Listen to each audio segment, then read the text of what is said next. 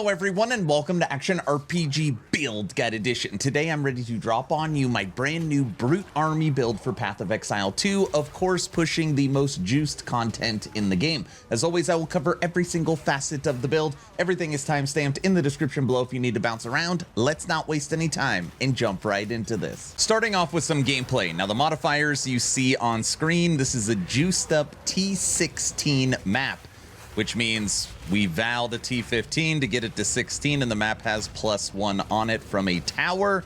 So this is a T17 map. And the main damage dealers we are using for this is brutes. And I really like brutes. I feel like they are an underutilized minion. One, they are bigger, so which does suck for narrow corridors, but all minions kind of suck for that.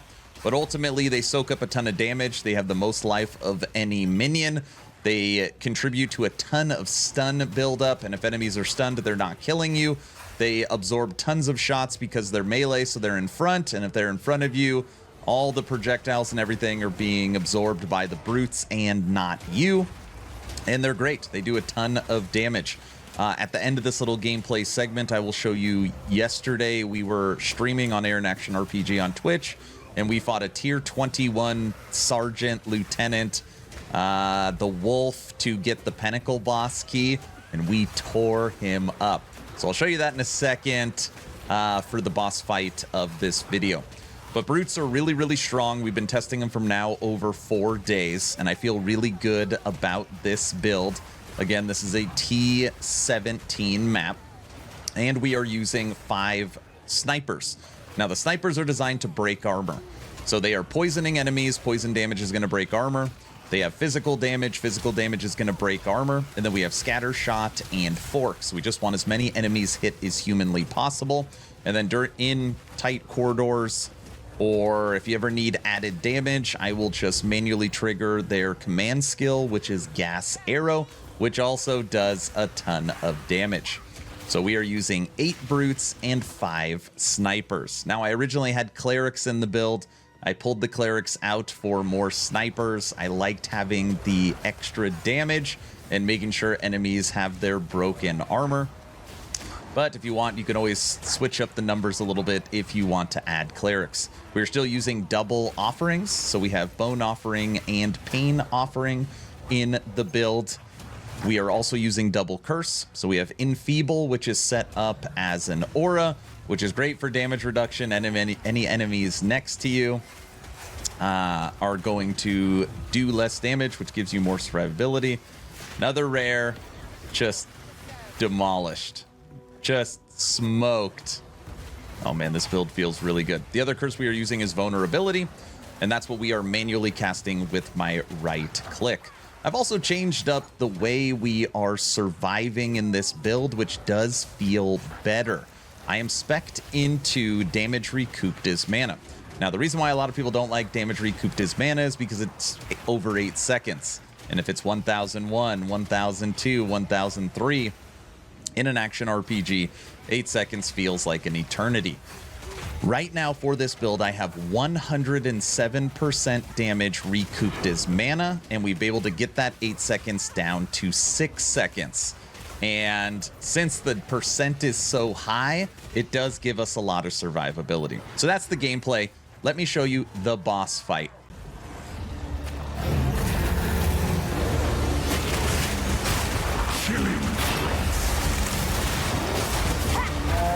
Damn.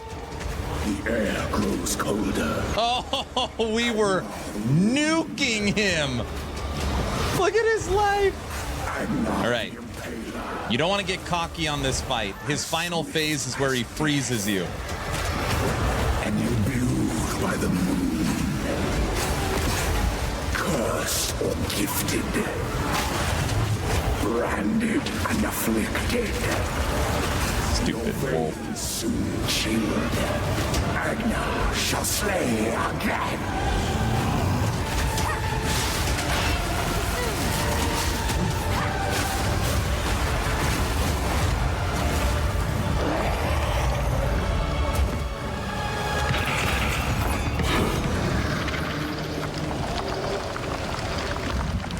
Smoke-defied. That's pretty good.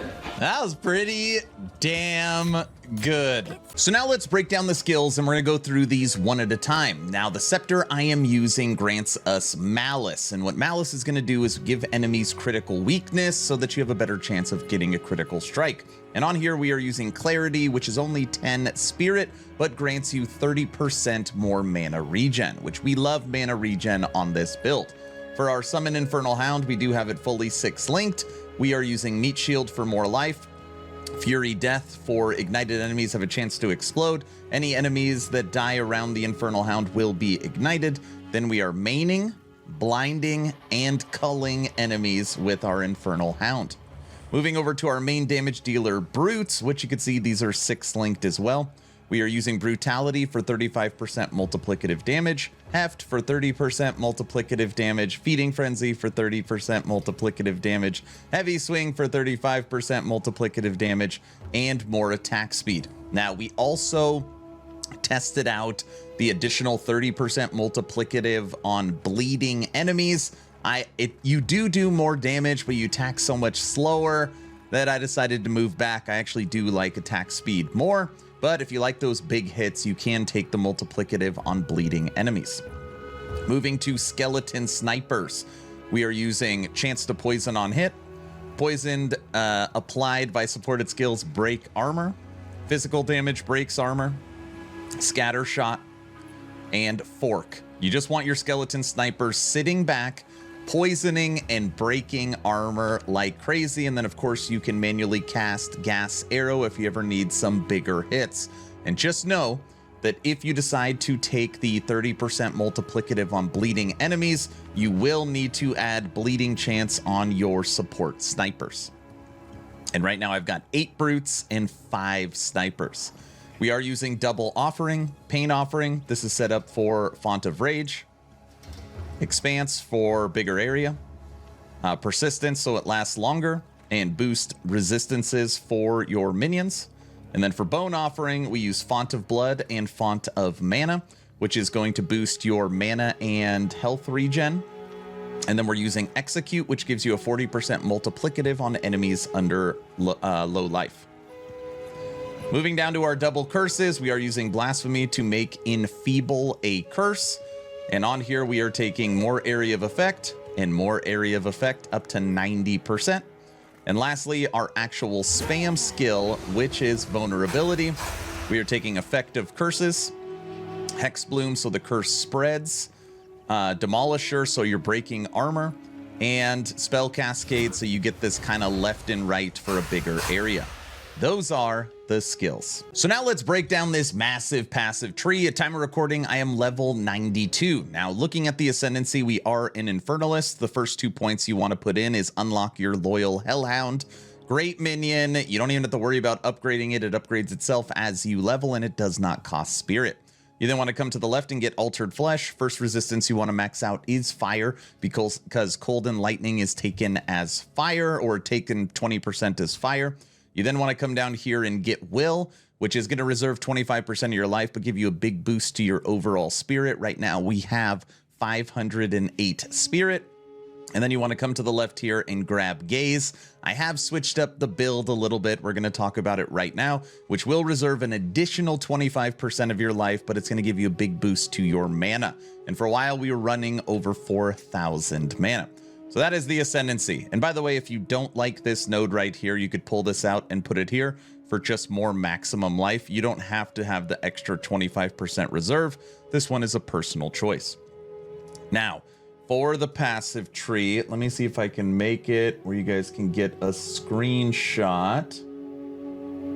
That's pretty close. That's as high up as we go here, as far to the left as we go there, and as far to the right as here. So if you wanted to take a screenshot, those are all the passive points, again, for level 92.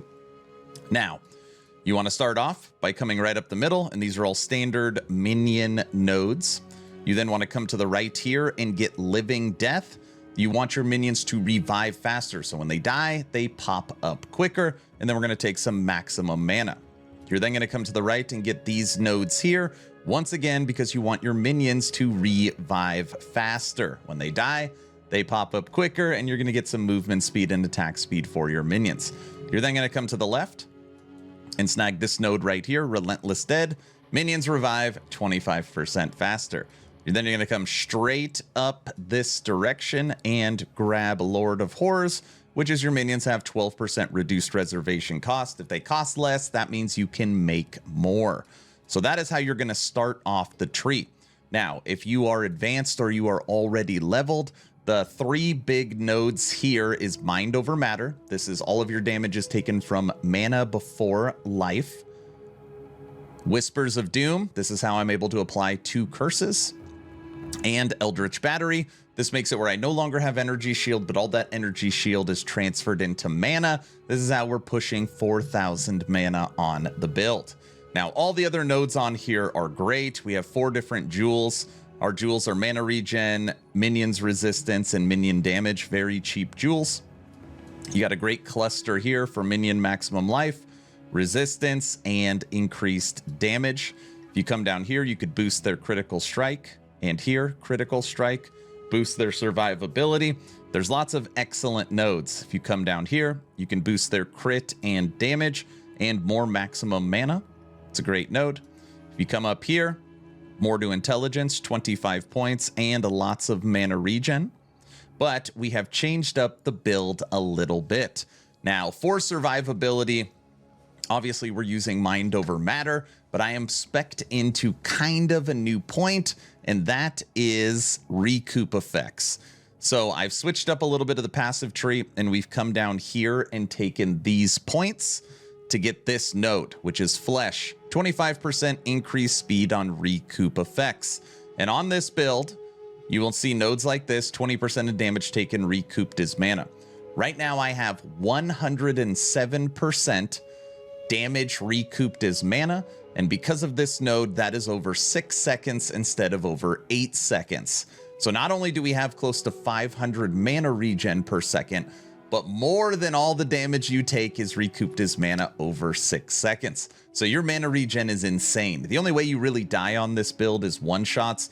You just take a huge hit that, you know, your 6,000-7,000 life couldn't handle, and you die, even with max resistances. But for the most part, if you take a hit and don't die, you recoup your life and mana extremely quick. But that is the passive tree. So now let's talk gear. For this build, there's nothing required. It's not like you have to have this to unlock it. That being said, if you do want to use my strategy of damage recouped as mana, this is the belt I am using, the Midnight Braid Rawhide belt. And if you get a perfectly rolled corrupted version, you can get up to 61% damage taken recouped as mana. So this has 61%. On my amulet, I have 20% damage taken recouped as mana. That gets us to 81%. And then I have allocates Mind Eraser on the mana as well. That is an additional 6%.